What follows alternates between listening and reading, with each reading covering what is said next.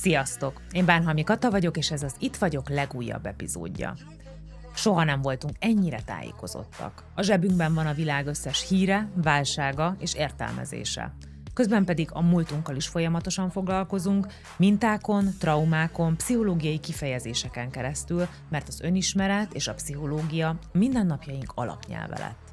És ebben a sok tudásban és információban, mintha egyre nehezebb lenne mozdulni, dönteni és cselekedni. Ebben az adásban vendégeim Acél Petra, nyelvész, kommunikáció és médiakutató, retorikus és Szász Máté neurobiológus, akikkel arra keressük a választ, hogy a jelenről és a jövőről való gondolkodás, azaz az időhöz való viszonyunk hogyan befolyásolja az életminőségünket. Tartsatok velünk!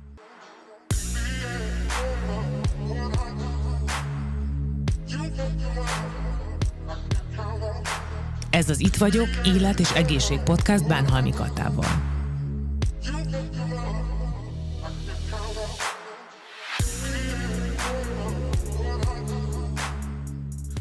A Rosszman minden életterületeden ott van veled, hogy támogasson a mindennapokban és a fontos pillanatokban is.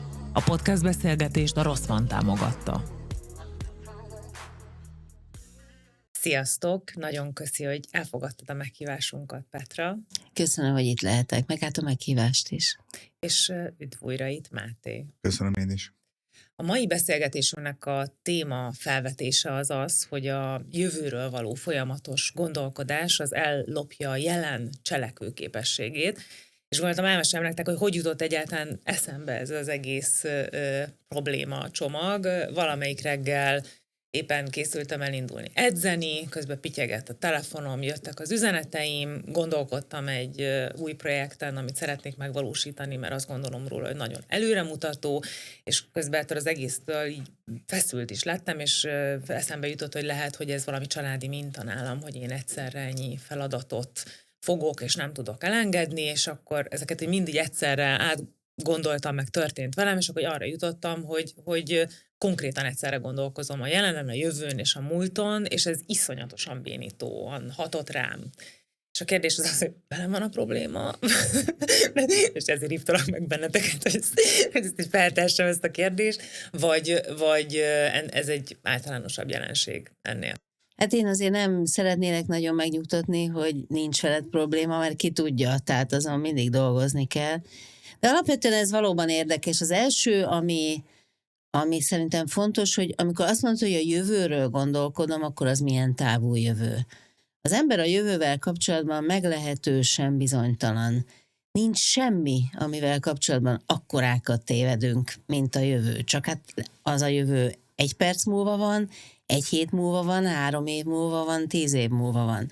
Például nagyon érdekes, hogy most azt kérem, hogy ma mennyit tennél félre 70 éves korodra, akkor nevetnél egyet, és azt mondod, hogy ma sem mennyit. Hát hagyjál békén.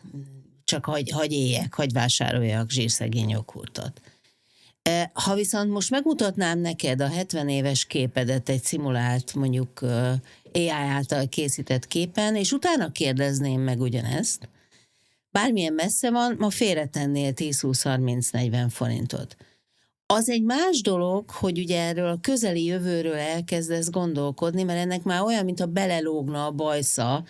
Van a Mátén bajusz? Igen, bár leborotválta. Szóval, hogy belelógna a bajsza a jelenbe. És ez viszont egy nagyon érdekes időfelfogásunk. Tulajdonképpen úgy viselkedünk a nagyon közeli idővel, mint a hitelkártyánkkal. Nincs rajta pénz, még nincs meg az az idő, de már költjük. Ezért az ember, te azt mondod, hogy benne vagyok a jelenbe és a múltba is. Nem. Te olyankor a jelenből átlépsz a következő pillanatra, és a jelenedet elengeded. Nem vagy benne. Gyere, rengeteg iskola van, ami azt mondja, hogy a mindfulness, a jelenlét, ugye az ősi vallások, vagy a korszerű vallások és a meditáció arra szolgál, hogy itt most képes legyél megnyugodni. De te nem ezt csinálod, hanem azt csinálod, hogy a következőre gondolsz, mert már meg szeretnéd oldani. Hát Máté, szerintem ezzel te is vagy így, hogy elmegyünk Szabira, és a szabadságunk, amikor még pont nem engedtünk ki, elkezdünk azon gondolkodni, hogy hazafelé hol fogom megvenni a cukkénit. És komolyan végig gondolom, hogy na de oda általában nem tudok parkolni. És abban a pillanatban az embernek magára kéne szólni, hogy ez Isten áldjon meg, te szerencsétlen, hát itt vagy, még van 4 napod, lehet, hogy már nem is terem addigra cukkini. Tehát itt a jövővel kapcsolatban meg nagyon biztosak akarunk lenni. Azért érdekes ez a kérdésed, mert ugye az emberi nem a 8,7 millió faj él a Földön. Ebben benne vagyunk mi is. És ugye egyedül az ember volt képes erre a civilizációs magasságba jutni, és ha azon gondolkozunk, hogy mi az a képességünk, ami alapvetően elkülönít minket az összes többi élőlénytől, az összes többi fajtól, gombáktól, növényektől, állatoktól, ami segített abban, hogy ezt a civilizációs fejlődést ezt megcsináljuk, akkor alapvetően 2 tulajdonság jut eszembe. Az egyik az extremitási kényszer, az extremitási hajlam. Hogy nem azért cselekszünk feltétlenül, mert valamire szükségünk van, és nem hagyjuk abba a cselekvést, amikor az a szükség ki van elégítve, hanem a vágyainkat nem a szükségetek hajtják, hanem a vágyak önmagukban. Tehát azért teszek meg dolgokat, mert képes vagyok megtenni. Látod, egy kicsit távolról kerülöm a választ. Amikor Suhajda Szilárd és Klein Dáviddal ültem az irodámba, és megkérdeztem tőlük, hogy miért akarnak mindenképpen felmászni azokra a magas hegyekre, az volt a válaszuk, hogy hát mert ott van. Tehát pusztán azért, mert képesek rá. Ez egyik nagyon fontos extremitási hajlam, ami ezért van az, hogy a történelem sor az igazából háborúk története. Ha megnézed a történelemkönyveket, végig háborúkról és csatákról beszélünk. Az első háborúkat akkor vívta az emberiség, amikor Európában 4-10 000 ember lakott. Kimondottan macerás volt egymást megtalálni. Amikor a Homo erectus kihalt, az nem magától halt ki, a Homo sapiens írtotta ki, 4000 ember volt akkor Európában. Tehát azért tették meg, mert képesek voltak rá. És ez azért nagyon fontos, mert a másik ilyen képességünk, a jövőben látás, a jövő modellezésének a képessége egyébként egy picit ebből ered. Ugye az élő világban, ugye biológusok, nem bocsássatok meg, hogy mindent ebből közelítek meg, az élő világban alapvetően az információ feldolgozása, annak van egy 3-as szabálya. Az információ mindig kevés van, egy élőlény számára, az információ mindig releváns az ő aktuális túlélése szempontjából, és ebből mindig cselekvés lesz. Ez a 3-asság az információ áramlásnak, és ez egyébként nagyon-nagyon régóta jellemző ránk, hogy kevés információt kapunk, de azzal foglalkozunk, ami számunkra releváns, és ha jön egy információ, és gondolj a kutyádra, például fekszik otthon, nem kell ezt részletezni, a releváns információkat fogadja be. Az ember abban különbözik ettől, hogy ő nyitott egy új csatornát a jövő modellezése felé. És ez a másik alapvető különbség, ami összeköthető ez az extremitással. Ezért van az, hogy minden távol és elérhetetlen teret, időt, dimenziót teli modellezünk. Tehát horror-vákió az agyunk írtózik az ürességtől, és ezért van, gondoljatok bele abba, hogy amikor... Hát már a kié. Jó, most igen, oké, de hogy ez amikor az indiánok fölnéztek az égre, és kitaláltak egy mondat, hogy azok a csillagképek ott azért vannak, mert egyszer egy királylány elaludt a földön, és akkor a patakból kimásztak a kígyók, és az lett a hajába, és kitalálnak mögé egy ilyen történetet, az ő agyuk számára még az is elfogadhatóbb, mint hogy nincs ott semmi. Tehát az egészen abszurd elvonatkoztatások is jobban elfogadhatók az emberi agy számára a végtelen terek benépesítésére, mint az, hogy nincs ott semmi. Ez nem a kontrollról szól?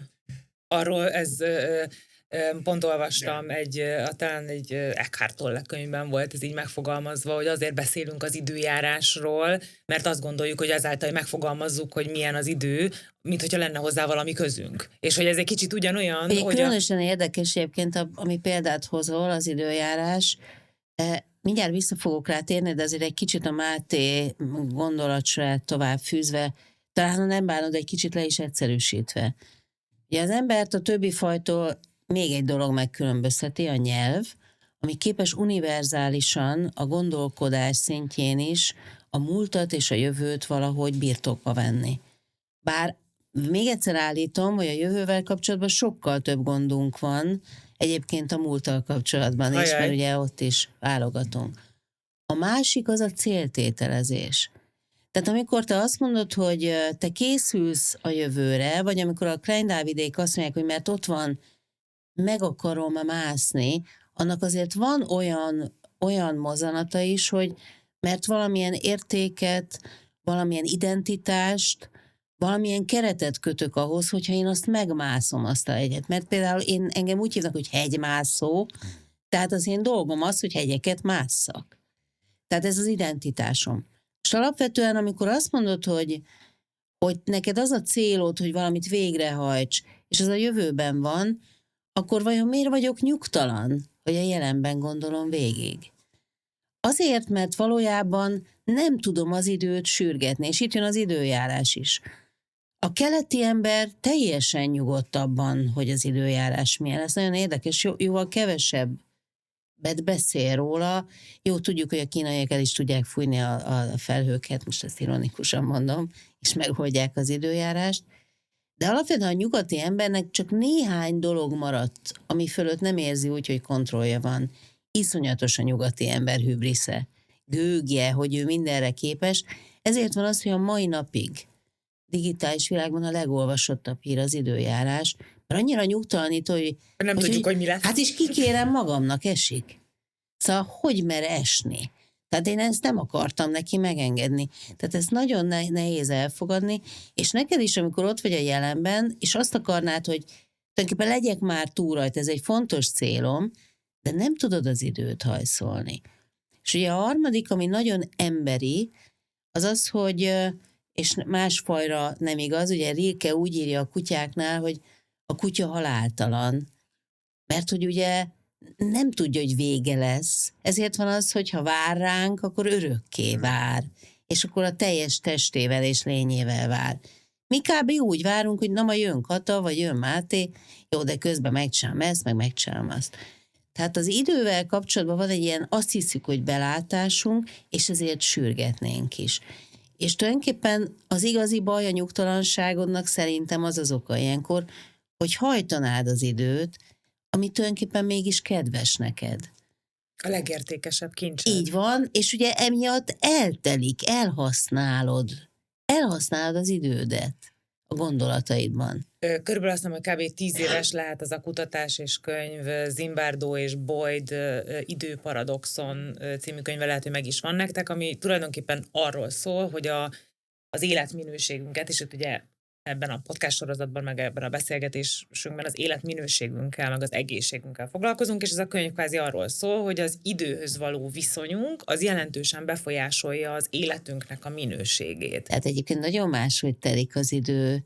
Ugye tudjuk, erről is rengeteg kutatás van. Amikor úgy érzed, hogy nagyon gyorsan telik, az azért van, mert nagyon sok minden történik. Ugye a Covid idején nagyon úgy éreztük, hogy megáll az idő, mert otthon vagyunk. De az is lehetséges, hogy ez életkortól is függ. Most az új kutatások azt mondják, hogy idősebb korban már minden egy kicsit kitágul, hosszabb, állóképesebb. Fiatalon úgy arra gondolunk, hogy volt március. Vagy idén elhalasztották a szeptembert. Tehát az, hogy látjuk az időt, az a benne megjelenő cselekedeteink, aktivitásaink, kiteljesedésünk, és nem kevésszer az életkorunk, sőt, aztán a szociális kapcsolataink viszonyából áll. És szerinted így a 21. század mivel befolyásolta ezt az idő megélést? Ez olyan érdekes volt például, hogy a Máté az előbb azt mondta, hogy az információ áramlás törvénye az, hogy soha nincs elég információ. Hát most például túl sok van. Tehát most például pont abban egyébként kevésnek érezzük, mert a relevancia szempontjából, vagy érezhetjük annak is, de tudom, hogy nem szükségszerűen erre vonatkozott, amit mondtál. Csak ugye ezt mondjuk már jó ideje, hogy olyan, hogy szoktuk mondani, annyira nem szeretem egyébként ezt, hogy olyan gyorsuló világ, olyan felgyorsult világban élünk. Hát a világ egyáltalán nem gyors, hanem mi kezdünk el benne türelmetlenül viselkedni, nekünk nem ér rá, és ezzel szemben azért megjelenik egy másik iskola, a slow, ugye a lassú iskola. Éppen múltkor olvastam egy kávézóról egy kritikát, hogy olyan csodálatos kávézó, mert mikor bemegyünk, egy ideig ki se jön a pultos kisasszony, És úgy megnyugszom. Terápiás, Most igen. valószínűleg én ettől most ebben a pillanatban, hogy ezt hallgatom, vonaglanék, hogy arra kell várnom, hogy ő előjöjjön. Mint a Magyar Államvasút. Ugye ez az amerikai Terápiás. amerikai nagy hálózata a kávézóknak most pont abban újul meg, hogy ne kelljen annyit várni, de mégis kelljen egy kicsit várni. Tehát ez is egy érdekes kérdés. Vagy arra utalt, hogy a Magyar Vasút egy ilyen terápiás jelleggel tanít bennünket a jelenben. De ugye erre mondták, hogy azért megy lassú, hogy nagyon tűnjön az De ország. figyelj, de Máté, de például az orvos, meg a gyógyszerért, tehát azt mondjuk, hogy általában nem jó a sorbanálás, de gyógyszertárban jó. Mert akkor úgy érzed, hogy mire odaérsz, gyakorlatilag részesülsz valamilyen csodálatos liturgikus áldásból, és sokkal jobban végrehajtják és beszedik a gyógyszert, akik többet várnak. Mint ahogy a karácsonyra is ugyanannyit kell várnunk, ugyanazt a 4 hetet, és nem lehet sürgetni, ugye, aki a adventet tartja. Azért a felgyorsulás azért valamilyen szinten mégis csak tetten érhető. Én azt gondolom, hogy az a hiba, hogy az emberek az időt fizikai mennyiségként kezelik, de nincsen olyan fizikai mennyiség, amit nem lehet elosztani, nem lehet összeadni, ami folyamatosan fogy, és nem lesz belőle kevesebb. Tehát, hogy nem egy fizikai mennyiség. Az idő, az valójában az idő érzékelése az azon múlik, hogy nekünk mennyi lehetőségünk van, mennyi opciónk van cselekedetre, és ebből mennyit tudunk megvalósítani. Tehát amikor valaki mondjuk egy kórházban kényszerpihenőn fekszik, akkor számára az idő azért tűnik nagyon lassan, mert nem nagyon tud mit csinálni. Ha viszont mondjuk meetingeket tartasz, dolgozol, és rengeteg feladat tornyosul eléd, akkor az idő mindig rövidnek tűnik. Tehát az abszolút, ez az időérzékelés, ez mindig rajtunk múlik, hogy mennyire szaturáltuk, mennyire telítettük a beavatkozási lehetőségeinket. Amivel szerintem viszont a modern kor nagyon alaposan mellé nyúlt, és nagyon meghatározza az időérzékelésünket, én azt gondolom, hogy igenis felgyorsultunk, és ennek ugye azok, hogy, és ez kapcsolódik a jövőbe tekintésünkhöz. Ugye az való igaz, hogy tehát a jövőt mindig is modelleztük, csak a különbség mondjuk a nagymamám és az én jövő modellezésem között, hogy a nagymamámnak volt egy víziója arról, hogy hogyan fog megöregedni, és ez nyugodtan egy állandósult vízió lehetett, mert semmifajta információt nem kapott a jövőre vonatkozóan. Én viszont naponta sokszor, rengetegszer módosítom ezt, hiszen mindig új és újabb információ morzsák érkeznek. Most megszállják Grönlandot, most lesz nipah-vírus. Tehát, hogy ezek mind módosítják, és állandóan ez megterheli a munkamemóriát. És ugye neurobiológusok, én mindig erről az oldalról nézem, a munkamemória kifárad, és ebben az érdekes, hogy ezt érezzük kognitív kötként, kognitív fáradtságként, döntéshozatali fáradtságként, és ez, ami leterheli az agyunkat. Ugye a munkamemória az nagyon-nagyon nem tágítható, erről beszéltünk az egyik múltkori adásunkban is. Az az érdekes, hogy amikor az embernek a munkamemóriája lefárad, akkor a napi praktikus döntéseiben kényszerűen kevesebb tudatos gondolkodás és megfontolást visz bele, és elkezd ilyen úgynevezett kognitív shortcutokat alkalmazni. Úgy, mint a számítógépen, hogy van egy parancsikon gondolkodásnak hívják, van egy parancsikon, ami elindít egy folyamatsort, ami magától végigmegy. Ezért 3 dolog jellemző arra, amikor valaki az agyára túl nagy nyomást helyez a jövő tervezése. Az egyik az, hogy ilyen shortcutokban kezd el gondolkozni, magyarul egy adott szituációban nem megfontoltan dönt a szituációnak megfelelően, hanem ahogy dönteni szokott, és akkor hagyja, hogy végigfusson. A másik pedig az, hogy impulzív lesz a viselkedése, idegesíti azt, hogy neki mindent végig kéne gondolni, és már nem tudja végig gondolni, mert le van terelve, és ezért impulzív és robbanékony lesz, és a harmadik, ami különösen jellemző a mostani társadalomra, a halogatás. A fontos döntéseknek a halogatása, mert egész egyszerűen a munkamemóriámban már nincs hely a C meghajtón. Gyakorlatilag ezzel már nem tudok foglalkozni. Idegrendszerileg nagyon le vagy terhelve ahhoz, hogy... és nem tudok elég energiát allokálni erre, ezért bizonyos döntéseket halogatok, és helyette, ettől teszi az egész önfenntartóvá magát. Ha a fontos döntéseket halogatom, de mégis szeretnék úgy csinálni, mintha az agyam hatékony lenne, tehát be akarom csapni magamat, akkor a fontos mély elemzést igénylő döntések helyett ismételten apró, indifferens információkat fogok befogadni. Nem tudom, hogy jártatok-e már, hogy én számtalanszor rajta kapom magamat, hogy érkezik egy e-mail, megnyitom, nagyon hosszú, sokan vannak rajta, és nagyon-nagyon végig kéne gondolni a választ, és erre nincs energiám, ezért megnézem a LinkedIn-t, kicsit pörgetem a LinkedIn-t, hogy mit írnak. Egyszerűen az agyam nem mer már, tehát érzem, nincs energiám ennek az e-mailnek nekifogni, de szeretnék valamit tenni, valamit Ezért- cselekvőt, és azért elkezdek nassolni, gyakorlatilag információt nassolni.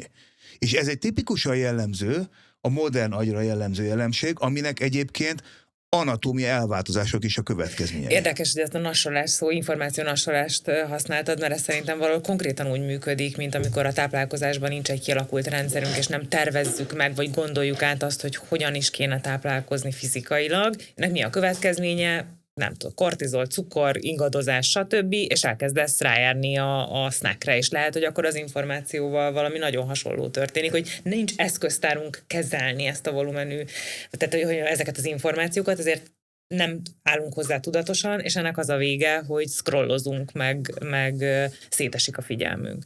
Ugye van egy elmélet, az Expansive Tissue Theory, ami azt mondja, hogy az emberi agy az a gyomorkárára fejlődött ekkorára. Tehát, hogy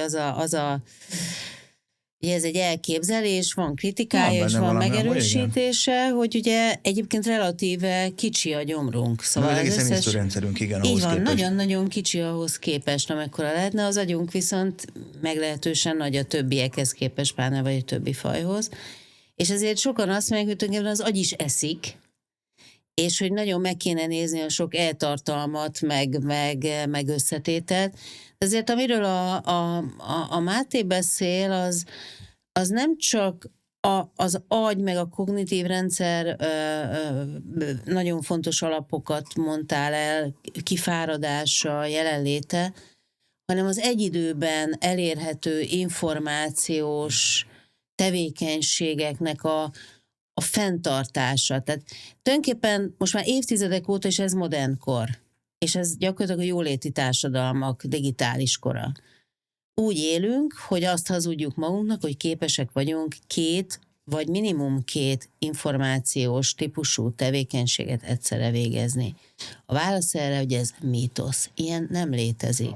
Az agyunk ősi, nagyon elegánsan csinálja, tehát nagyon megnyugtatóan csinálja, ránk nézem, mert úgy tesz, hogy ő tulajdonképpen nem is vált. De abban a pillanatban, hogyha te ott vagy abban a hosszú levélben, amit félreteszel, és elkezdesz nassolni, akkor egyikbe se vagy igazán. Mindegyikbe csökkentettem vagy, mert valamilyen módon már ért onnan is inger, és valami, ugye ez a multitasking, rengeteg vizsgálat van, hát Máté nyilván még ebben avatottabb is, de minimum 20%-os a fókuszvesztés, vagy egy kicsikét több. Pont ezért érdekes, hogy ezért jó, hogyha elkezdesz mondjuk valamit csinálni, és azt nem a gépeden pötyögöd be, hanem elkezdesz kézzel írni. Tehát átteszel valami, bevonsz egy olyan régi motoros készséget, ami egy másféle válogatásra indít. Tehát nem azonnal, meg nem print screen csinálsz róla, meg egyebeket. És tulajdonképpen ez nagyon sok frusztrációhoz vezet, amit nem vallunk be. Tehát amikor otthon azt mondod a vacsoránál a gyerekednek, hogy nyugodtan mondd, édesem, csak bepötyögöm ezt, nyugodtan beszélj hozzám, akkor azt kéne mondani, hogy ne beszélj hozzám nyugodtan, mert nem vagyok most rendes, most le kéne tennem ezt a nyomorult telefont, és csak rád figyelni. Vagy azt mondani, hogy drága, most befejezem még ezt, tehát hogy bevallani, hogyha arra szükség van. De ezt nem akarjuk, mert azért azt hisszük, hogy nekünk ez is fog menni. És tulajdonképpen te is, amikor ott vagy az edzőteremben, arra gondolsz, hogy semmi gond, nekem ez is fog menni. Hozzáteszem egyébként, amiről eddig nem beszéltünk, hogy egy kicsit álmodozik is ilyenkor a Kata, ugye ez meg az egészséges tudatnak a daydreamingje. Ugye szeretjük azt mondani, hogy mindenki álmodozó, azért nagyon nem kell, tehát én nagyon ellene vagyok ennek a álmodj és valósítsd meg, könyörgöm, csak lángszám. Tehát, hogy csak óvatosan, ne mindenki valósítsa meg, és nem mindent, ha lehet. De hogy ez inkább célok legyenek. De alapvetően például az, hogy te elképzeled, hogy mondjuk holnap hogy kérsz mondjuk fizetésemelést a főnököttől, ha van, és az nem te magad vagy, mert vállalkozó vagy, az egy nagyon egészséges viselkedés az agynak, mert olyankor tanul.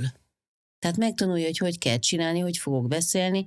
Fantasztikus, érdekes egyébként az agyunk, erre is számos elmélet született, hogy ezt visszafelé is megcsináljuk. Tehát túl vagyunk a beszélgetésen, hazamegyünk, és elmondjuk, hogy Oda mentem a főnök. Én úgy megmondtam neki, na most ez a beszélgetés valahogy úgy szólt, hogy szia, ne haragudj volna rám 2 percet.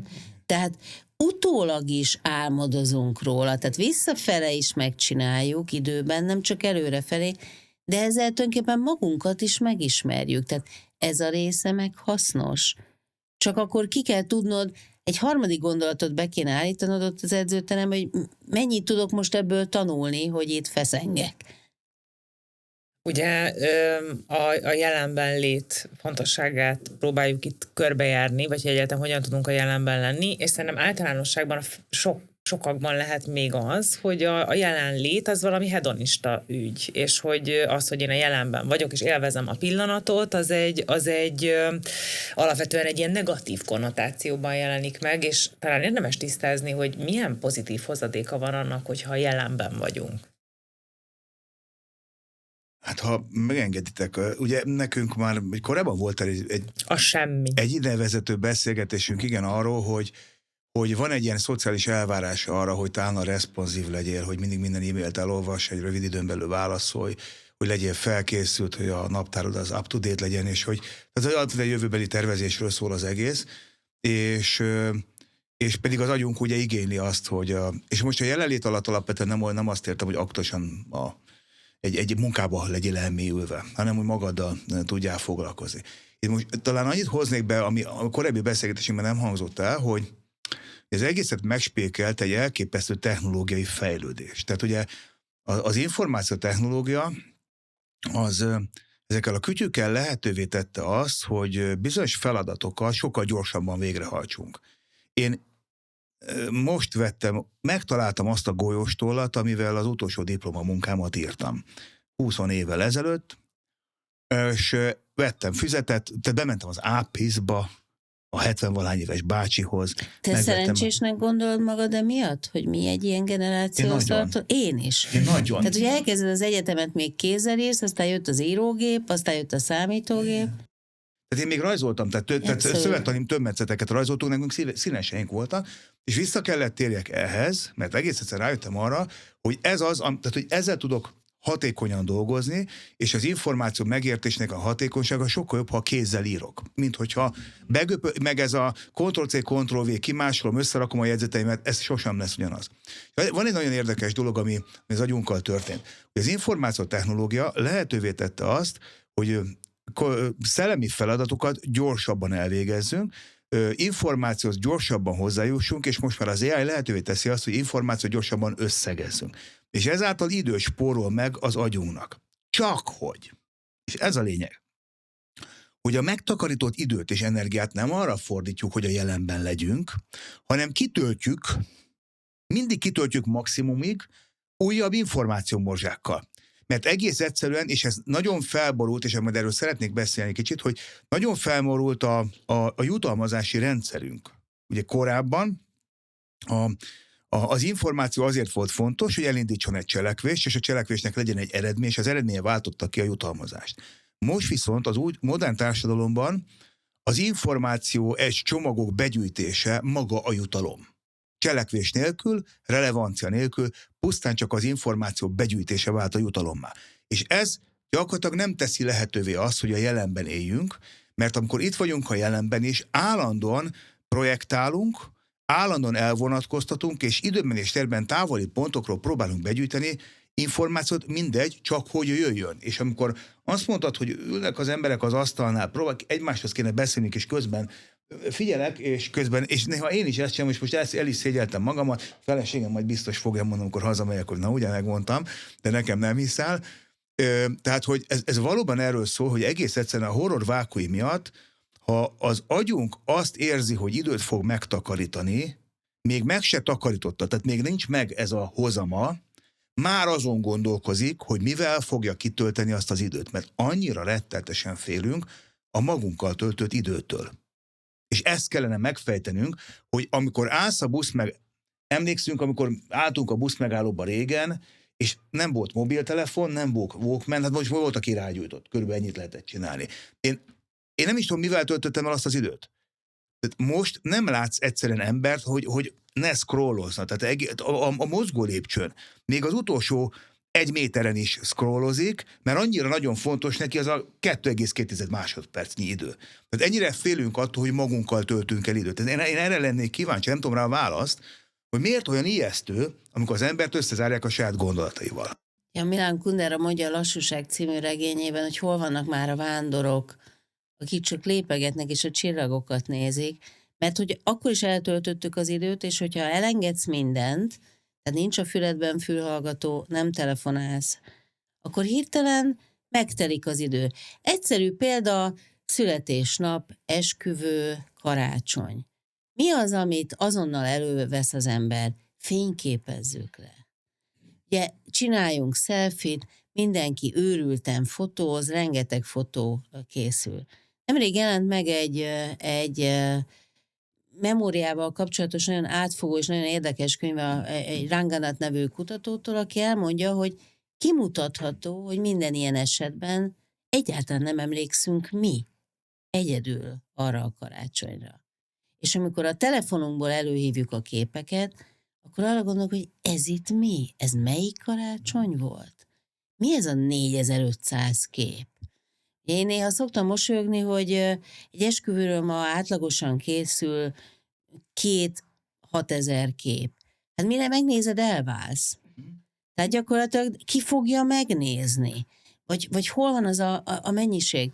Most ez, amikor kézzel írunk, akkor az nem hatékony. Lassabban írunk, mint egy kimásolás. És azért, mert így van, azért már gondolatban jobban kiválogatjuk az adott pillanatból a relevánsat, a fontosat. Ez a mozzanat hiányzik többek között ma a jelen kezelésében. Tehát a jelenlétünknek az a belső figyelmi, morális, érzelmi, tehát erkölcsi, érzelmi, akár fizikai odaadása, hogy én így szeretnék aktívan válogatni, hogy ez az enyém. Ralph Waldo Emerson, híres amerikai esszéista mondta, hogy nézz úgy a házra, hogy érted épült. Hogy ez az emelet érted van kidíszítve. De mikor néztünk utoljára, mondjuk egy századfordulós, vagy akár korábbi házaknál Budapest olyan gyönyörű, hát építészetileg minden szint más, mert ugye, ahogy társadalmilag rétegződtek a lakók, úgy lett a homlokzat is más. Igen, például a szüleim mindig azt mondták, hogy nézz föl, ha sétálsz.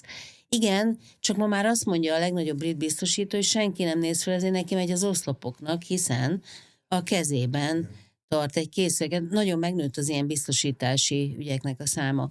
Tehát ez a típusú tudatos, de erkölcsileg is tudatos. Ez nem csak, ez nem csak az észszerűség részvétele a jelenben, hanem az akarás, hogy ezt jobbnak tartom, mint a másikat. A szeretés, hogy ezt jobban élvezem, mint ha nem így csinálom. Mi az előnye, hogyha a jelenben vagyunk? Hát alapvetően ugye most akkor az a megközelítés, amit a Máté mondta, a hátránya az, hogy akkor a saját gondolatainkkal találkozunk, önmagunkkal találkozunk, és le kell lassulnunk, és akkor nem tudjuk, hogy mi történt a TikTokon 30 másodperce, amióta magunkkal vagyunk. De amúgy sem tudjuk, hogy mi történt, mert amit látunk, csak reprezentáció, tehát. Azt gondolom hogy mi az előnye az, hogy magunkkal foglalkozunk, és a jelenben vagyunk. Ez a korábbi adásban említett Default Mode Networkhez kapcsolódik nagyon-nagyon szorosan. Egész egyszerűen az agyunknak ez az alapfelállása. Tehát az agyunk alapfelállása az, hogy időnk túlnyomó többségében egyébként nem érkezik új információ, és a meglévő információkat rendezgeted. Tehát amikor befelé fordulsz, amikor magaddal vagy elfoglalva, amikor bambusz, nézel ki, sétálsz, zenét hallgatsz, nézed, hogy a kutya, a macska játszik, stb., és úgy ruminálsz, gondolkozol, akkor gyakorlatilag az agyad összerendezi az információkat, egy önreflexió valósul meg, elkezdi az emléknyomokat rendezetté tenni, és nagyon érdekes, hogy ugye az, hogy pont nem olyan rég volt egy rádióműsorban egy beszélgetés arról, hogy amikor valaki altatásból felébred, ilyen műtéti altatásból, előfordult, hogy beszél egy olyan nyelven, amiről ő nem tud, hogy beszéli. És ez valóban így van, lehet, hogy gyerekkorában tanulta azt a nyelvet, ő nem tud róla, hogy tud róla, hogy ismeri ezt a nyelvet, és az altatás során bizonyos gátló funkciók feloldódnak, és egy rövid ideig, amíg az altatásból teljesen ki nem tisztul, beszéli azt a nyelvet. Az információk ténylegesen így vannak elraktározva az agyunkban. Annyira érdekes az, hogy de ugye megfigyelhető az, hogy mi egy csomó olyan dologra nem emlékszünk most, amire majd idősebb korunkban emlékezni fogunk. Nagyon-nagyon nagy részletesség. Az információk ott vannak, csak egész egyszerűen az agy az olyan, hogy relevancia szerint szortolja őket, és ha az adott pillanatban nem érzi relevánsnak, nem állítja őket össze mozaikká, tehát egy egységes képet nem alakít ki belőlük. És ez az önreflexió azért nagyon fontos, mert ez segít megérteni a dolgoknak a logikáját. És itt szeretném elmondani, hogy az adat és az információ között óriási különbség van. Mi igazából a social médiából adatokat gyűjtünk, nem információkat. Ugye az adatból lesz az információ akkor, amikor az agyunk ezt kontextusba helyezi, és ez az adat majd minket segít abban, hogy egy döntésünkben jobb döntést hozunk, a bizonytalanságunk csökkenjen. Az információ az én agyamtól válik információvá. És az ember ezt nagyon könnyen meg tudja érteni, ha mondjuk elindul kirándulni, eltéved, nem tudja, hogy hol van, és nézi a térképet, és azok adathalmazok gyakorlatilag, de nem tud vele mit kezdeni. És amikor rájön, hogy hol van ő a térképen, és merre kell menni, az onnantól vált információvá, és segítette az ő döntését.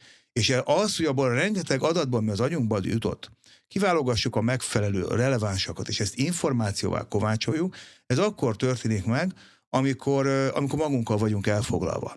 Sőt, ez mélyíti ez segíti a munkamemóriát, hogy nagyobb mennyiségű információt tudjon egyben feldolgozni.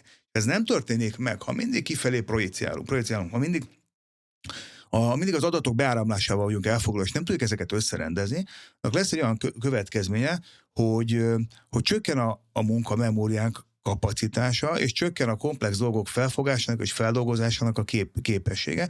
És erről panaszkodnak most a tanárok, hogy erről panaszkodnak a munkáltatók, hogy a nehéz, bonyolult feladatokat a gyerekek nehezebben tudják megérteni. De saját fiamnál látom, amikor elérakom a történelemkönyvet, hogy olvass el egy oldalt belőle, elolvassa, és amikor kikérdezem, már az első sorra nem emlékszik. Hát ha egyáltalán tudja, mi volt a házi feladat, ugye, mert már ez ma a szülők legnagyobb kihívás, hogy odáig nem jutunk el, hogy mi volt a házi feladat, mert nem írtam föl. És amit mondtál a fényképpel, a 6000 darab fényképpel, azért nagyon tetszett, mert ez ugye én még ugye Csernobil előtti generációhoz tartozom, hogy én azt szoktam meghúzni a vonalat, és ugye mi kevesebbet fotózunk, mi jobban jelen vagyunk, amikor elmegyünk egy túrára, egy várost megnézni. De valóban azért nem fotózom, nem, mert a szememmel fotózok. Mert meg akarom élni, és egy-egy fényképet fogok csinálni, ami viszont azért kell, hogy kellemes emlék legyen. És látjuk azokat a fiatalokat, akik folyamatosan lefotózzák az italt, lefotózzák a szőlőt, lefotózzák a kaját, stb. Irreleváns dolgokat fotóznak, mert az a benyomásuk, hogy ezzel ők ezt elteszték, hogy ezzel rögzítik a memórianyomokat. Ha ezt nem fotózza le, azt gondolja, hogy elveszik ez a pillanat. Tehát ő mindegy csak betárolja őket, de nem tudja összerendezni. És ezáltal a később egyébként az információfeldolgozás képesség és a memórianyomok raktározásának a képesség, a tanulási képesség is romlik, és egész egyszerűen nem tud teljesíteni. De ide muszáj két dolgot befűznöm, és folytatni Máté gondolatát. Emiatt, hogy csak tárolunk, olyan, mintha majd mintha lenne egyszer időnk ezt mind elővenni a kamrából, és egyszerre megérteni, ez elvezet ahhoz, hogy ma a legnagyobb deficit a jóléti társadalomban, hogy nem tudunk értelmet tulajdonítani annak, ami van. Tehát magyarán ez a meaning hiány, ez a miért is. Igen, tehát magyarán azt kéne mondanom, hogy mindezt ezért csinálom, hogy nekem ezért volt jó ez az utazás, vagy nekem ezért volt jó ez a dolog. Én nem azért szeretnék gyermeket vállalni, mert az drága vagy olcsó, hanem van valami saját értelmem. Azért van kutyám. Azért teszem le a nyelvvizsgát. Nem a nyelvvizsgáért teszem le a nyelvvizsgát, hanem valami értelmet szeretnék, és ez az értelem minél dimenzionáltabb, minél összetettebb, minél inkább vannak benne mások is, nem csak én, annál ajándékozóbb. Ezt szokták mondani, ezt muszáj, nem fogom hagyni magam, ne haragudjatok, hogy a minket megelőző generációknak az egyik napja a másiktól talán nem különbözött annyira, mint a miénk. de az életük nagyobb változást eredményezhetett a világban, mint a miénk. Szóval ez a nagyobb értelem, ez a valamihez való viszonyítás, és még valami, ugye Máté azt mondja, hogy, és teljesen igaza van, az adat, amit kapunk. Ja, van egy úgynevezett piramis, ezt így is szokták mondani. A legalján az adat van, az adat debil. Az adat semmit nem mond. Mondok egy adatot, naponta 7 percet beszélünk a gyerekekkel. Ez egy adat. És mindenkinek azt javaslom, hogy egyelőre ne legyen hisztérikus ettől. A következő lépés, amikor azt mondom, hogy tavaly még 8 percet beszélgettünk. Tehát az információ akkor is kialakul, amikor 2 adat összefüggésbe kerül. Mert ad valami lehetőséget. És akkor van a következő szint, a tudás. Akkor ezt bele tudom helyezni előzetes ismeretekbe, jövőképekbe, kulturális szövegkörnyezetbe és életkörnyezetbe. De van még egy. A bölcsesség. És ugye a bölcsességnek van elmélete, de valahogy az iskolákban most már 200 éve odáig jutunk, hogy információ. A bölcsesség az, amikor azt az adatot, információt, tudást egyszerre látod a maga mikroszintjén, és egyszerre látod valami nagy dimenzióban. Ez egy nagyon ismert kutató, Ian McGilchristnek hívják, aki nem olyan rég megírta, egyébként idegtudománnyal foglalkozik, és filozófus, most már visszavonult, de ő mondja, hogy alaptévedésünk, hogy az egyik agyfélteke ezért felel meg a másik. Sokkal rossz is a kérdés, hogy mit csinál az egyik meg a másik. Másképp figyeli a világot, inkább azt mondja Gilchrist. A bal agyfél, ő úgy hívja, hogy a jobb agyfélteke a mester és a bal a szolgálja. A bal azért kell, hogy a hétköznapi dolgokkal megragadjuk. Ugye mondja is angolul, hogy apprehend, ragad meg, mert kiömlött, mert meg kell oldani, meg el kell menni, meg el kell hozni a gyereket, meg stb. És van a nagyobb kép, a comprehend, ragd össze, lásd egybe, akard egybe látni, nem biztos, hogy sikerül. Nézd, téged se igazol vissza senki, hogy jól látod-e éppen azt a világot, de ott a szándékod rá, és ez értelmet ad annak is, hogy vagy. Értelmet ad a kudarcaidnak, a sikereidnek, a létednek, még az idegességednek is. Tehát oké, ezért vagyok ideges, most már értem. Ami nagyon sok gondolat indult el, de talán az egyik legfontosabb, amihez én visszavezetem ezt, hogy mennyire tudok odafigyelni magamra, a saját testérzeteimre, a saját működésemre, mennyire adok teret, időt annak, hogy én feldolgozzam azt, ami velem történik, és a Máté említette ezt a semmiről szóló. És milyen viszonyrendszerbe tudod elhelyezni, soha nem vagy egyedül erre, ezt ne felejtsd el, az ember nagyon érdekes élőlény, akkor tud a leghatékonyabban értelmet tulajdonítani valaminek, ha másra is gondol. Hogyha másra is gondol. De szokták mondani, hogy a legjobb új év fogadalom, ami nem rólad szól, hanem valaki mással kapcsolatban teszel meg egy fogadalmat. Sokkal jobban tartod, mint hogyha csak magadra vonatkozna. 2 kérdésem van ezzel kapcsolatban, hogy ez a kicsit én központú világ hogyan hat erre, mert ugye most mindenhonnan az ömlik, hogy valósítsd meg önmagad, meg ugye álmodj, és ugye ezt az előbb említetted, hogy óvatosan álmodozzunk, de hogy alapvetően erre most felszólít bennünket a világ. A másik részről pedig sokat beszéltetek most arról, hogy jön be az információ, és hogy alapvetően tárolunk, és fotókat készítünk, és mindentben tartunk, de közben van párhuzamosan egy másik jelenség, hogy akár a social médián, akár a előadásokon mindenki kiáll, és önt ki magából valamit. Tehát, hogy én látok egy ilyen kiáradást is, és hogy az is egy zajjá vált a térben, és hogy igenis hat az időérzékelésünkre ez a jelenség is. Eszembe jutott Lakatos Péter barátomnak egy olyan mondás, amiből én magamnak egy pólót nyomtattam, és abba edzek. Ő egyszer azt mondta, hogy mindenki egyedi, de a különlegesért keményen kell dolgozni.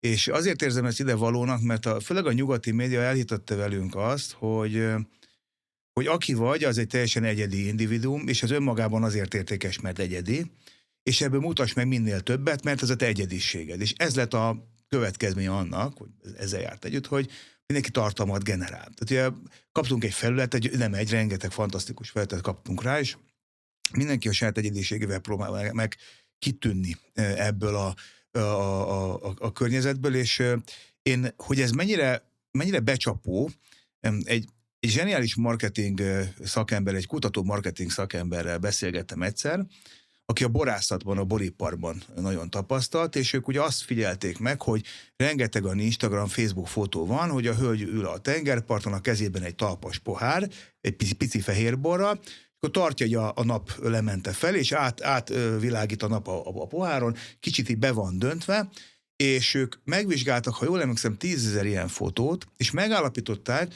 hogy még a pohárnak a dőlésszöge és 1-2 fokos tartományon belül állandó. Tehát mindig ugyanabban az irányba dől, mindig balra dől, jobb kézzel, mindig a naplemente, mindig víz van a háttérben, és mindig fehérbor. Tehát mindig fehérbor. És megvizsgálták, hogy milyen érzések kapcsolódnak ehhez. És azt mondták, és ez anekdóta is, megjegyeztem, hogy annak ellenére, hogy ugyanazt csinálod, mint 10 000 másik fotós, vagy másik nyaraló, különlegesnek érzed magad. Ettől a képtől, ettől a helyzettől különlegesnek érzed magad. És azt gondolom, hogy ez a fajta kiáramlása az információknak az ember egójának, ez egy érdekes dolgot vet föl, csak azért, mert én létezem és individuum vagyok, azt gondolom, hogy ez különleges, a különleges az egyből értékes, ezt meg kell mutatni, és az, hogy megmutattam, ezzel igazoltam a saját különlegességemet. Nem tudom, ez hova fog felvezetni, mert hát ugye a tartalommennyiség az végtelen mennyiséget ölel most már át. Érdekes, szokták mondani, vagy van legalábbis egy Gilbert nevű filozófus, kutató mondja, hogy alaptévedésünk, hogy egy versenyző világban élünk. Alapvetően még a vállalkozások tekintetében is egy utánzó világban élünk, és ebben szeretnénk különlegesnek tűnni.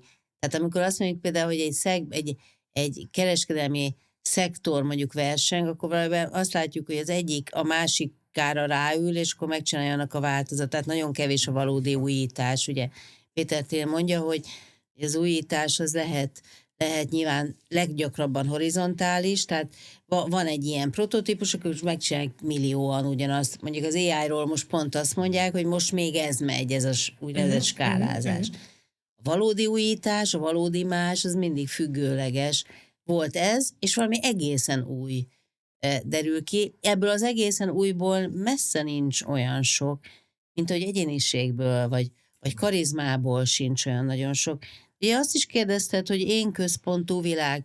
Hát igen, ez tény.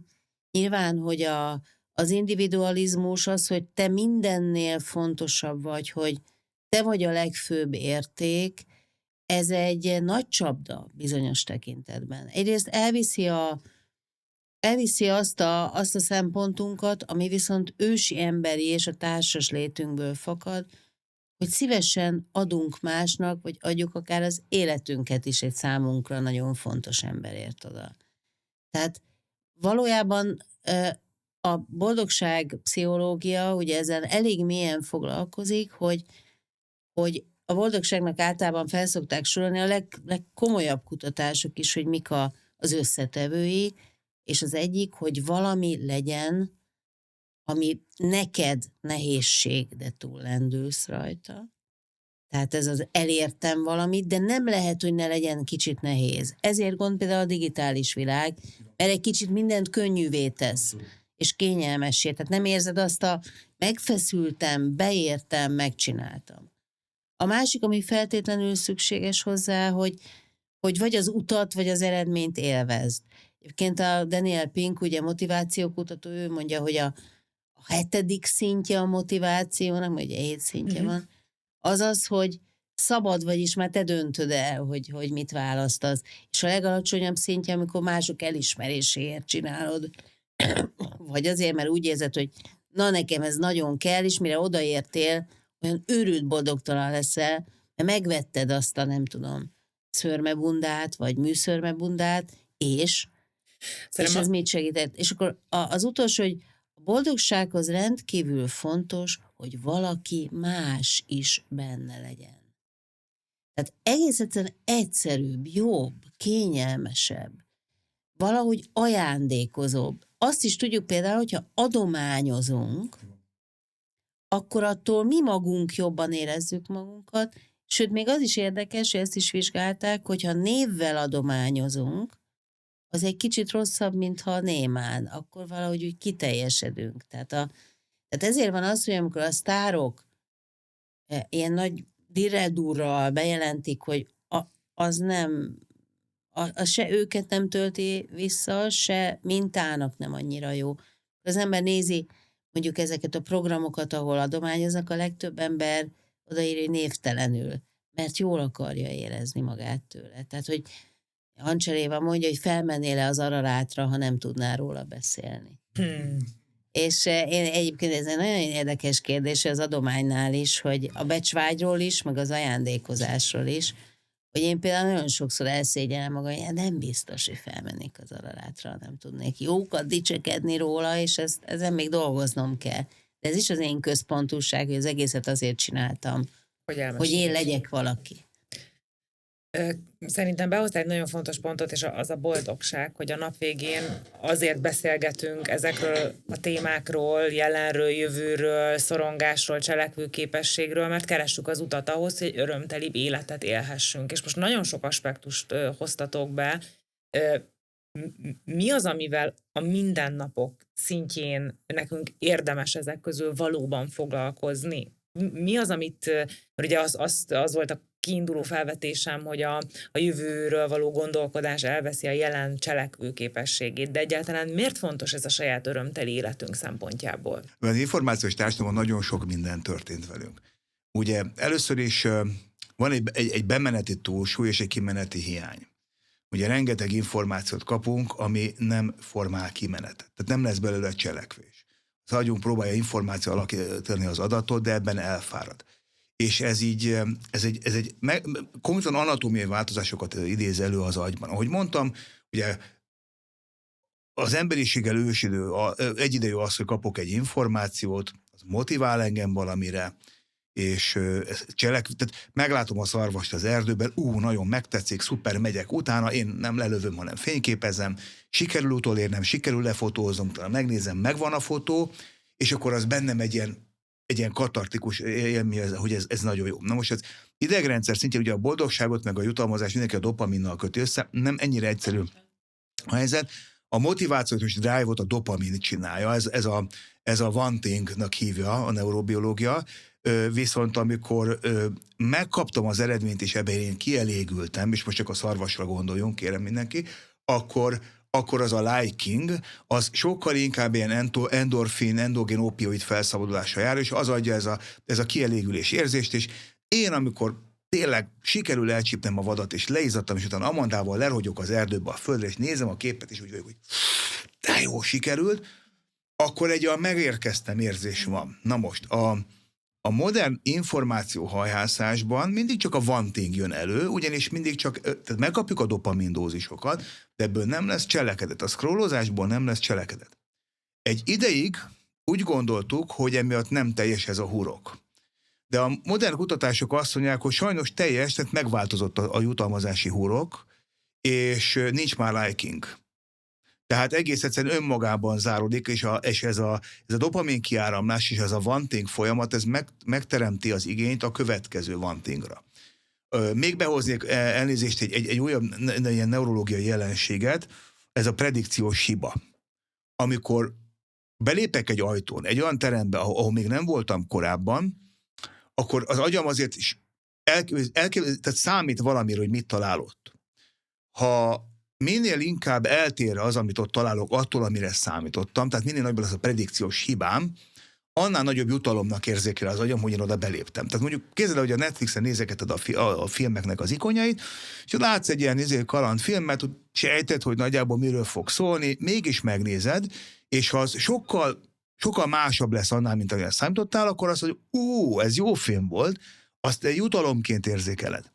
Ez arra hajt minket, hogy folyamatosan és állandóan az extra, tehát hogy az eltérésekre, az újdonságokra menjünk rá, és az újdonságkeresésbe belehajszol minket. Ennek van egy újabb további következménye. Annyira hozzászokunk az újdonságokhoz, hogy a racionális és a jelenlévő, az orrunk előtt lévő dolgok elvesztik az izgalmi értéküket, elvesztik az újdonság értéküket, és elkezdjük a saját életünket unni.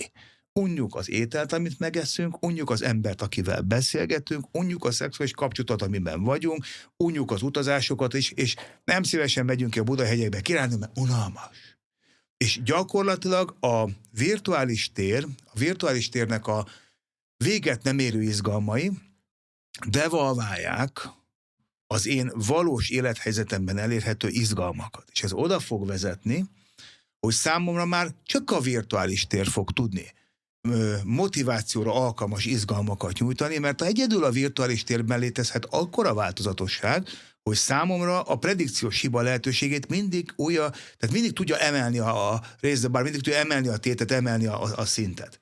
És ez oda fog vezetni a mi életünkben, hogy a saját valós életünket végtelen unalmasnak és elcsikónak fogjuk érezni, és ez magányhoz, izolációhoz, motivációvesztéshez, és minden egyébhez. De ennek ugye egyébként testi következménye vannak, és egyébként érdekes módon még szorongáshoz is vezet. Tehát azt gondolom, ez egy nagyon-nagyon fontos jelenség. Nekünk ki kell fejlesztenünk azt a képességünket, hogy az agyunkat és a motivációs rendszerünket érzékenyen tartjuk. Tehát nem lehet mindig, ez ugyanolyan, mint amikor a telefon kéri, ne hallgassd hangosan a zenét, mert megsüketülsz. És akkor remélhetőleg visszaveszel belőle. Ugyanezt meg kell csinálni az információval kapcsolatban, a motivációval és az élvezet értékekkel kapcsolatban. Nem lehet mindig kimaxolni magadat.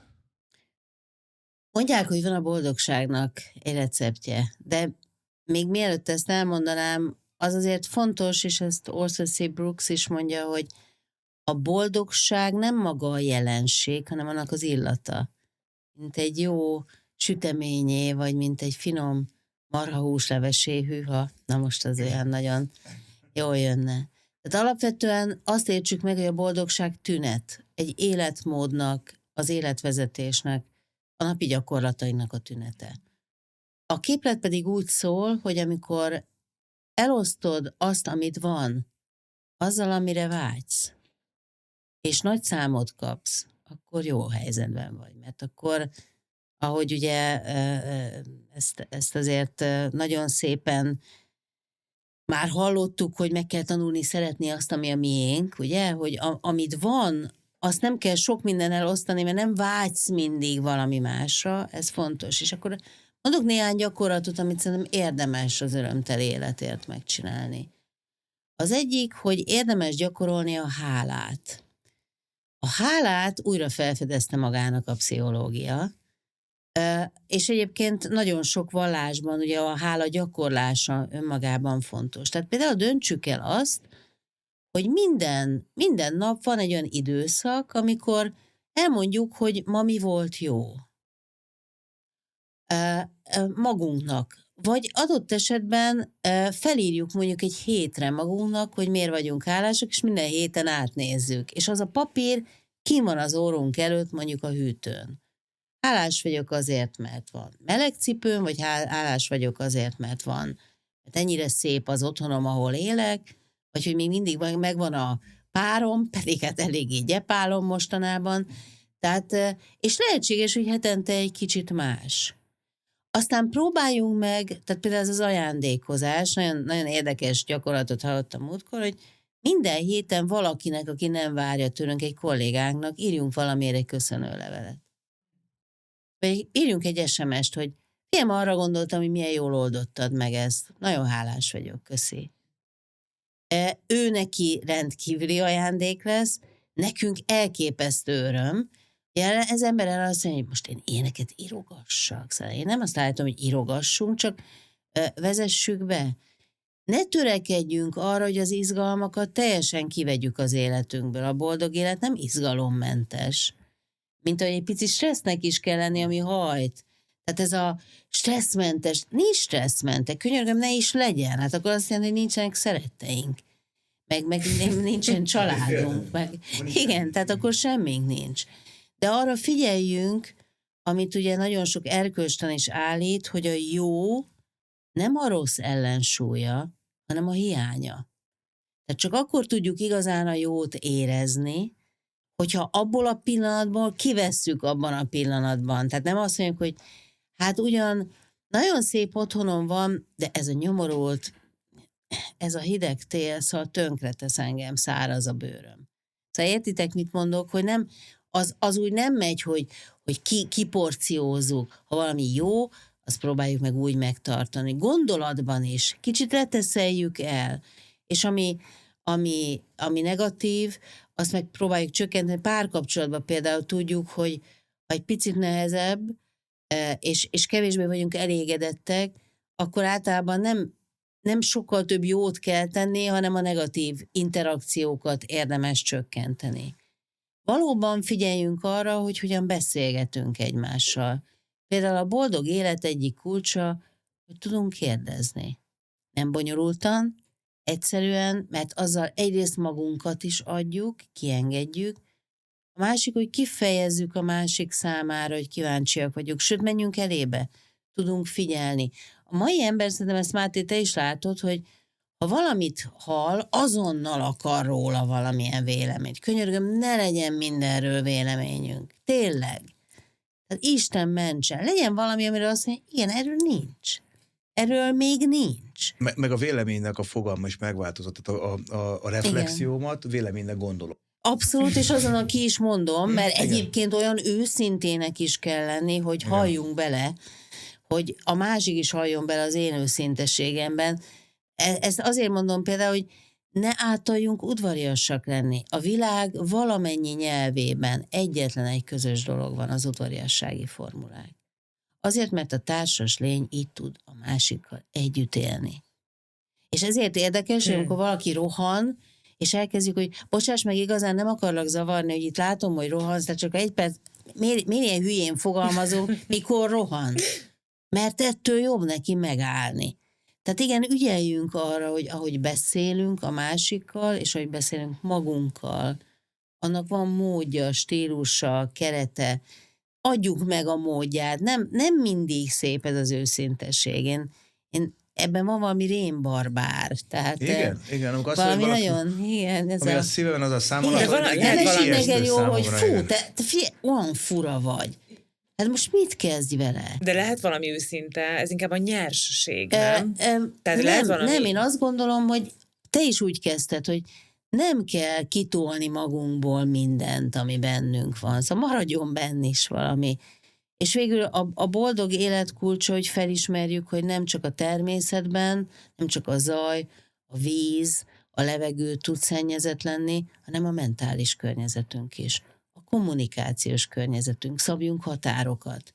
Tehát, hogyha valami tényleg rossz nekem, akkor tudjam azt mondani, hogy nem, ezt nem szeretném, vagy ehelyett valami más lenne jó, próbáljuk meg kifejezni, gyakoroljunk, képzeljük el, és ez is segíteni fog. Én azt szeretném kérdezni, hogy szerinted, amikor boldog vagy, akkor te tudod, hogy boldog vagy? Én erre a kérdésre azért nem tudok feltétlenül válaszolni, mert én ezeket az örömteli pillanatokat figyelem. Az ugyanaz?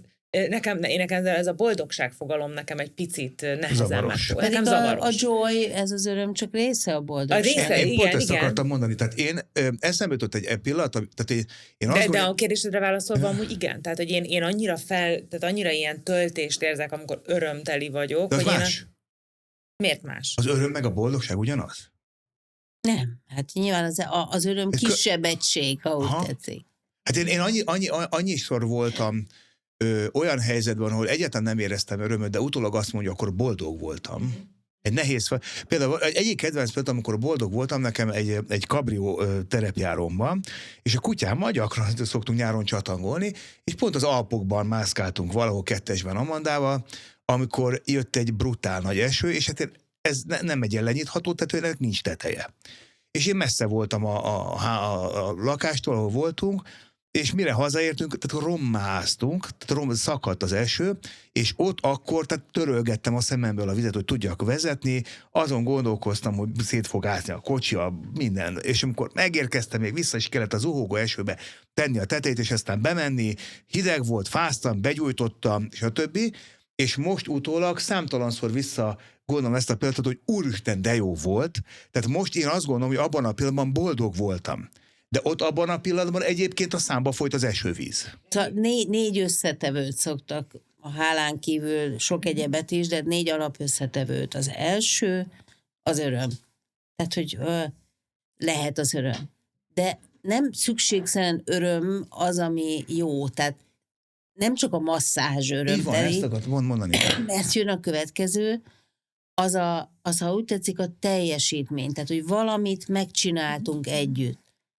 A harmadik az elégedettség. Fel tudod fogni, hogy ez ott elég volt. Elégedett vagy, olyan szépen mondja a magyar, és végül a társas kapcsolatok. Tehát, hogy legyen mindezt behelyezni egy kutyával, hogy valakinek el lehessen mondani, tehát ezek azért összefüggnek, és amikor azt kérdezted, hogy hedonistakor carpe diemnek kéne lenni, Horáciuszi, tehát megragadni azt a pillanatot, az enyémmé tenni. Ez egyébként sokszor megrázó. Sokszor ott van benne ez a klímax, ez a csúcspont és az átérés. Sokszor a fájdalom leküzdése is öröm. Pont ez fogalmazódott meg, hogy amúgy ez a boldogság, ez a 4 elem, amit elmondtál a boldogságról, hogy én ezt például tudom olyan helyzetben is érezni, ami amúgy egy nehéz, egy kifejezetten nehéz, és nekem kényelmetlen helyzet. És ezért nehéz ezt a boldogságot nekem így jól kezelni akár a saját életemben, mert én ezt, amiket elmondtál, ezt nagyon sokszor érzem akkor, amikor nem tudom, átlépve a komfortzónán. Majdnem azt mondom, hogy minél nehezebb, annál nagyobb. Tehát, hogy a nehézség az összetevő, mert abban benne vagy, azért feszülsz. Ez azért nagyon fontos, hogy ezt kimondjuk, mert szerintem az emberek hajlamosak azt gondolni, és ezen károgni, és a figyelmüket a nehézségnek hát meg szentelni. Az egész világ ezt sugalja, hogy 5 percig fájjon a fejed, nehogy bármi bajod legyen egy pillanatig, és pedig lesz. És közben folyamatosan bajunk van, meg ugye, ha belegondolsz, hogy én azt gondolom, azért van óriási különbség az öröm és a boldogság között, mert az örömforrásokat megvásároljuk. Veszek egy szép új ugye a webshopozás. Nem csak így lehet azért. Igen, persze van, aki ingyen kapja, de úgy értem, hogy, tehát, hogy nem, de most ugye arra gondolok, hogy a klasszikus civilizációs örömforrások, azok a jutalomforrások, ez öröm. Tehát én most például rendeltem egy új villanyborotvát, ma átvettem a csomagautomatából, és én egy valódi örömöt éreztem, mert nagyon-nagyon jó villanyborotvát vettem. De hogy én ezért most nem mondom, hogy boldog vagyok, mert megrendeltem a villanyborotvát. Viszont amikor volt kollégámmal, akivel 6-8 éven keresztül kőkeményen küzdöttünk együtt, válvetve minden nap a cégben, és nagy dolgokat vittünk végre, az ott akkor minden egyes pillanat egy kőkemény stresszforrás volt, de amikor leülünk és ezzel elő, hogy együtt beszélgettünk egy leves mellett, akkor azt mondjuk, hogy boldog időszakok voltak ezek. És én azon gondolkozom, hogy szerintem éles különbség van az öröm, ami egy akut, megvásárolható, kikényszeríthető dolog, meg a boldogság között, amit szerintem csak utólag visszatekintve tudok. De lehet, hogy rosszul gondolom, ez nem... Öröm, hála, teljesítmény, kapcsolódás. Ez így a 4. van. Alapvetően a boldogságnak van egy fontos eleme, hogy nem elég róla beszélni. Tehát azt csinálni kell. Bizonyos értelemben részt venni, benne lenni, jelen lenni, vagy viszonyba kerülni valamivel. És ezért van az egyébként, hogy és szerintem ez egy nagyon érdekes kérdés volt a Mátétól, hogy tudod-e, hogy boldog vagy. Mert nem elégszer jelentünk ki, tehát nincs sztoria a boldogságnak, a boldogság adott, ugye tudjuk, hogy az emberi, vagy egy kicsit az evolúciós programozottság, vagy a feltételezett evolúciós programozottság miatt mindig egy kicsit jobban kiválogatja a negatívumot, mint ami örömteli, az olyan magától értetődő, hogy a panda nem tudom mennyit ellett, ugyanakkor viszont a Machu Picchun lezuhant egy busz, tehát nyilván mindenki azt fogja nézni, hogy a Machu Picchun lezuhant az a bizonyos busz, mert az magától értetődik, hogy a pandák ilyen aranyosak. Tehát, hogy alapvetően ezt jobban kiválogatjuk, de hogy azt mindenkinek javaslom, mi például nagyon gyakran a családban csinálunk ilyet, hogy egy születésnapon elkezdjük azt kérdezni, hogy és az elmúlt évednek mondj 3 boldog pillanatot, vagy örömtelit. Tehát, hogy kezdjünk el róla tudatosítani. Tudatosan beszélgetni, és felidézni, hogy de miért. Tehát nem pusztán az, hogy mert ott valami flow, ugye Csíkszentmihalyi nyomán ott valami működött, hanem de miért is, mit tettél meg azért? És szerintem ezek a belső vagy társas gyakorlataink nagyon-nagyon fontosak. Múltkor például Nobel-díjasokat hallgattam, ugye minden évben a svéd királyi család meghívja az évi Nobel-díjasokat egy asztalhoz, akik ott ilyen nagyon szalonképes módon megpróbálják elmondani, hogy miért is kapták a Nobel-díjukat, és mindig megkérdezik tőle, hogy nevelkedtek. És az idei fizikai nyertes azt mondta, hogy mi például úgy nevelkedtünk, hogy én soha, tehát amikor leültünk este a vacsorához a családommal, akkor a szüleim soha nem kérdezték meg, hogy mi volt az iskolában. Mindig azt kérdezték, hogy ma milyen jó kérdést tettél föl.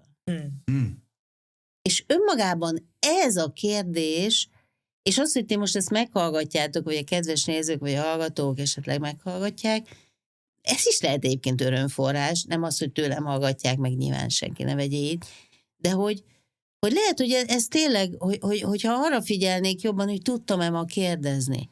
Például ma feltettetek valami jó kérdést valaki? Hát te mostanáig csak ezt csinálod, de vajon mi? Megkapod az Mi a igazolást, te jó Mátéval? voltál. Tehát azon kívül, hogy átvette a borot, felcsinált még valami hasznosat.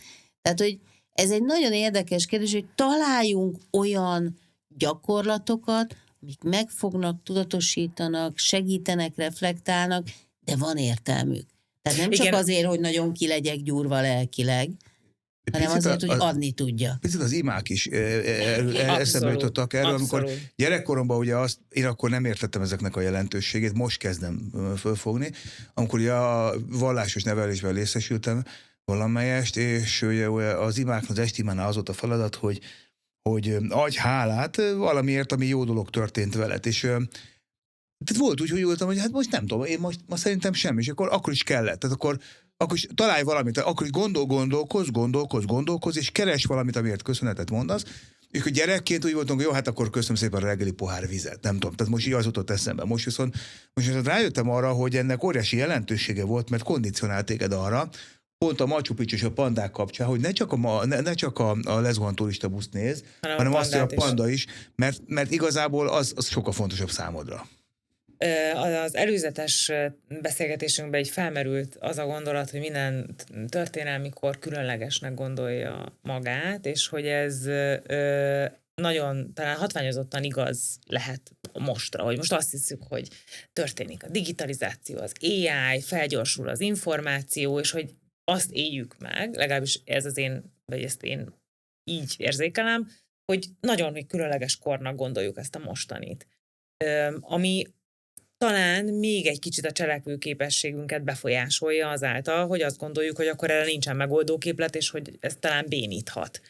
Valóban ennyire különleges ez a kor, amiben élünk, vagy ez nem igaz?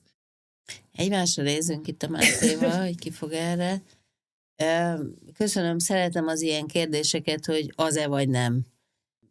Szerénytelenség és alázat nélküliség lenne megítélni a kort, amiben élünk. Egyébként Máté korábban utalt arra, hogy hogyan emlékezünk dolgokra, majd, hogyha az Úristen megadja 80 éves koromban visszagondolok, akkor úgyis csak ezekre az időkre fogok, mert ugye tudjuk, hogy van egy ilyen emlékezési szakadék, hogy az idős a 10 perccel ezelőttire nem emlékszik, csak a 40 évvel azelőttire. Ezt nem tudom megítélni, van bennem annyi alázat, vagy úgy érzem, hogy van, hogy tájékozódom. Valóban egy elég heves korról van szó. Szeretjük azt mondani, hogy tele vagyunk változásokkal. Van egy bizonyos jövősok, ugye ez a változás betegsége, hogy na még ez is lesz. Valóban gyorsan és váratlanul jönnek be ezek a fekete hattyúnak nevezett nem is hittem volna, hogy a szomszédban ilyen háborús helyzet van, ugye? Aztán felébredünk egy február 24-ére, és háború dúl Ukrajnában. Igen. Tehát, és valahogy, hogy nem figyeltünk arra, vagy hogy történt. Tehát ilyen benyomások nyilván vannak, de szerintem a te kérdésed engem nem oda vezet el elsősorban, hogy a kor milyen, hanem, hogy a boldogság valódi feltétele, hogy ne tartsd magad annyira fontosnak. Mondják a boldogságkutatók, hogyha mersz kicsi lenni, akkor boldogabb leszel. És ez Mátéra is rezonál, aki azt mondja, hogy ez az állandó különlegesség keresésünk. Szép dolog az alázat, az egyébként azt is lehet gyakorolni. Mindenkinek ajánlom, ez nem jelenti azt, hogy az ember egy adott pillanatban nincs fellépése, vagy nem tűnik magabiztosnak, bár én nagyon nem szeretem a magabiztos szót, én a magabíró dolgot, legalább odáig jussunk el, hogy a magabírás az azt jelenti, hogy tudom, ki vagyok, tudom, mire vagyok képes, de meg fog mindent próbálni. És nem azt jelenti, hogy egyébként biztos vagyok abban, ami vagyok. én a másikban szeretnék biztos lenni, és magamat elbírni. Ezt tovább fogom vinni. És ez szerintem ez a mozzanat, hogy se a kort ne jelentőséget tulajdoníts magadnak, hanem jelentést akarj szerezni. Ne állandóan a fontosságodat hangsúlyozd, hanem adni akar. Tehát ezek egészen áthangolják az embert. Ezt lehet mantrázni. Nagyon érdekes a vallásos nevelésnek például a rózsafüzér morzsolás. Mantra, és megnyugszol, ott vagy a pillanatban.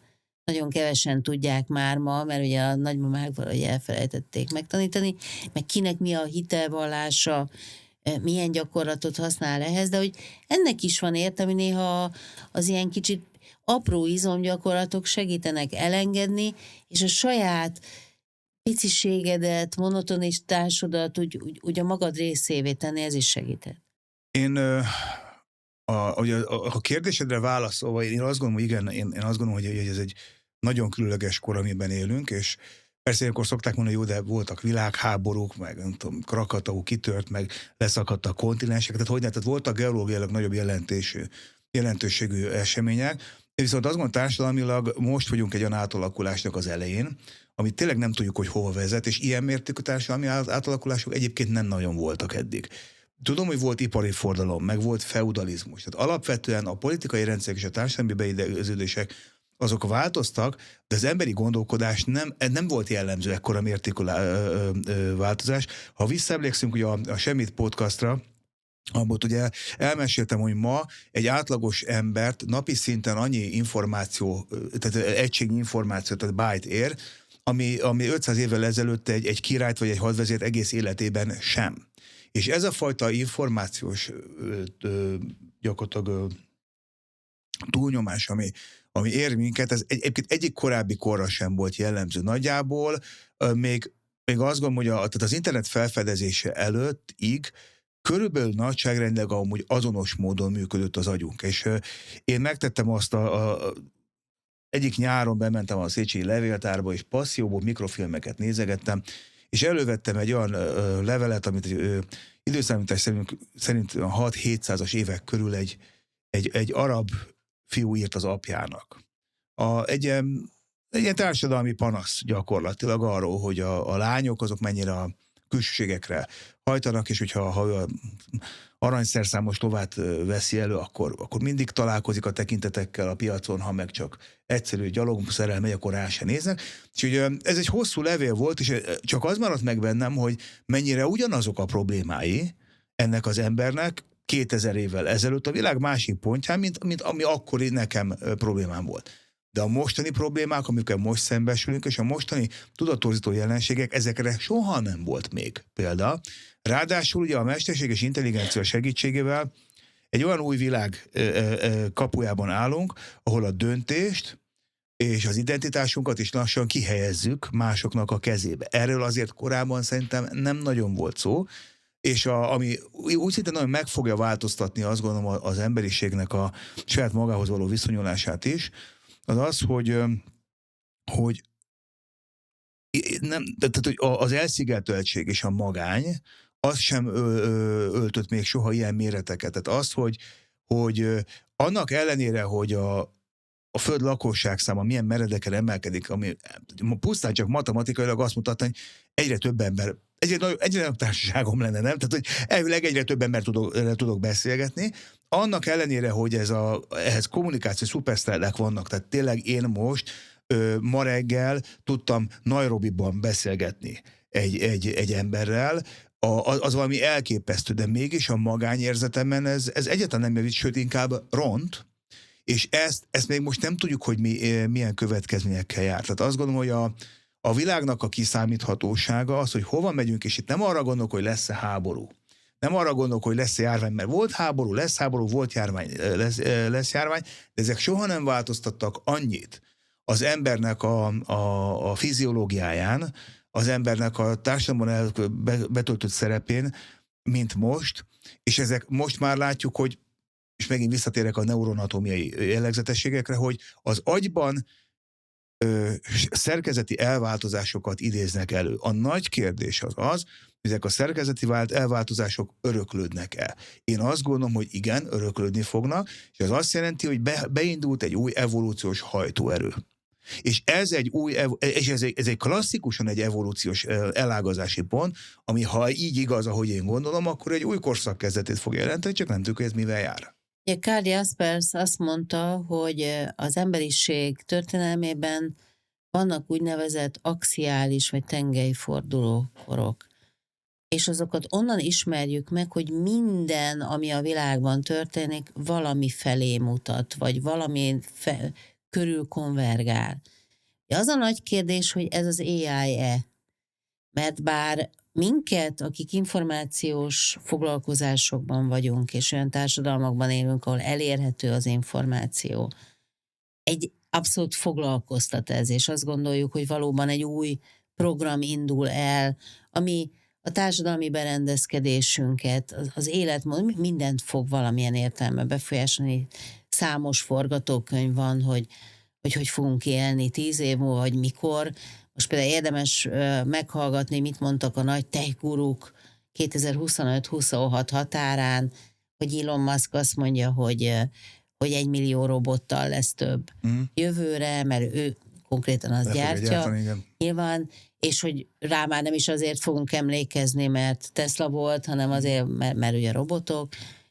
Most például a januári Las Vegas-i kereskedelmi digitális vásáron töménytelen robot volt, mert ugye most kezd el az AI fizikai valóságot ölteni, valami összesen 50 cég, ebből csak 12 csak kezeket gyárt, meg új lenyomatokat, de hogy nem menjünk messzire, itt vagy 3 évre, vagy 10 évre jósolnak előre, hogy minden meg fog változni, erre mondják azt sokan, hogy meg már mindegy, hogy 3 vagy 10, mert meg fog változni.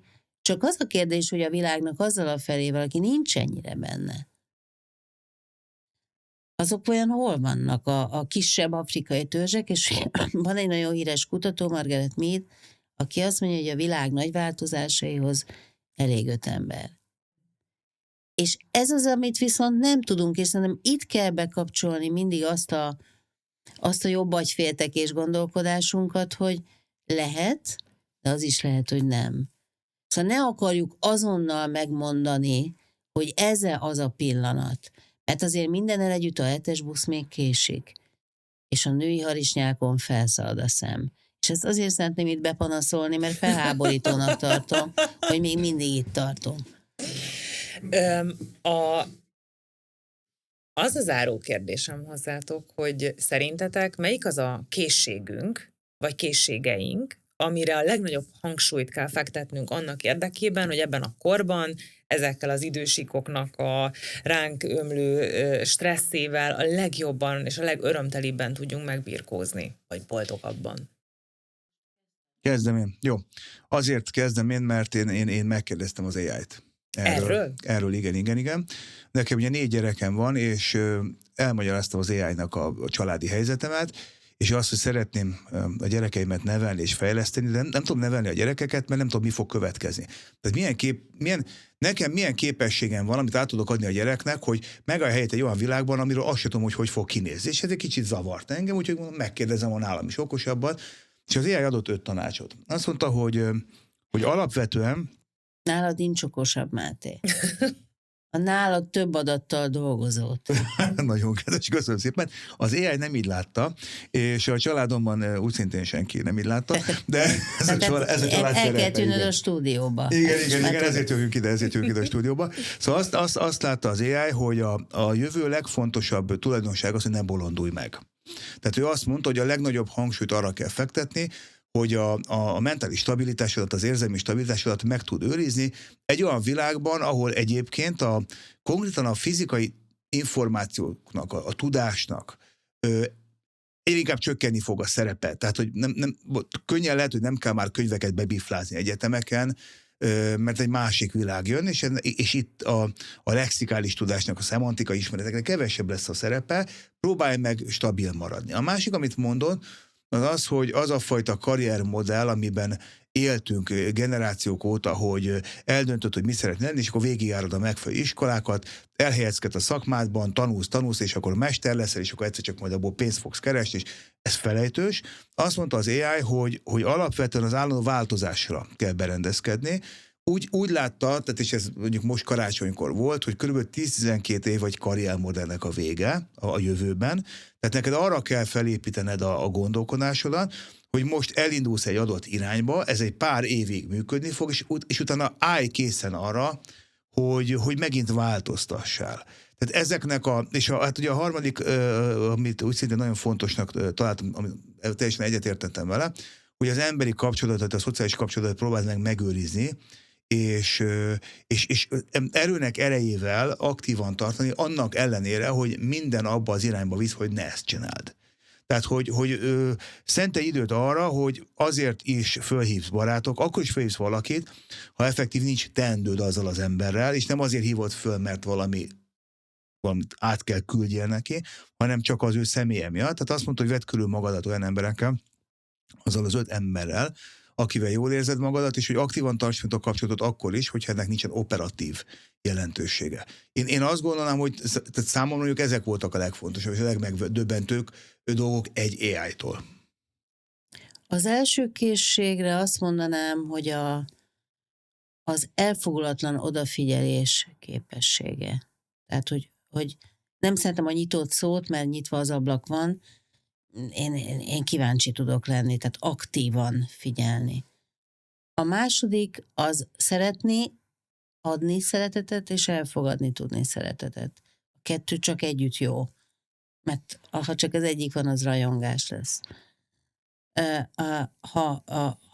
A harmadik az az, hogy keresni kell az igazságot. Ez a helyzet.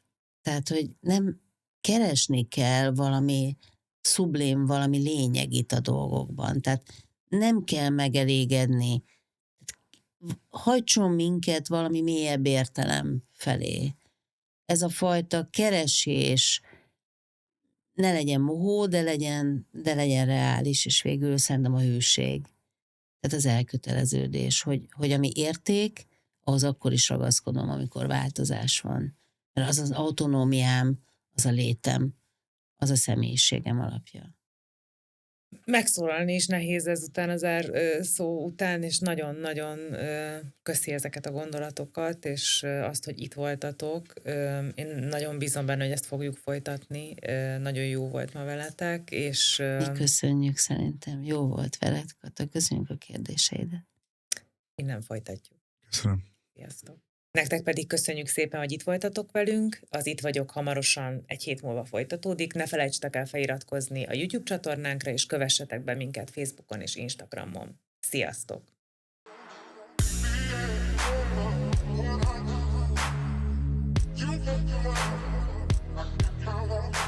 Ez az Itt vagyok, élet és egészség podcast Bánhalmi Katával.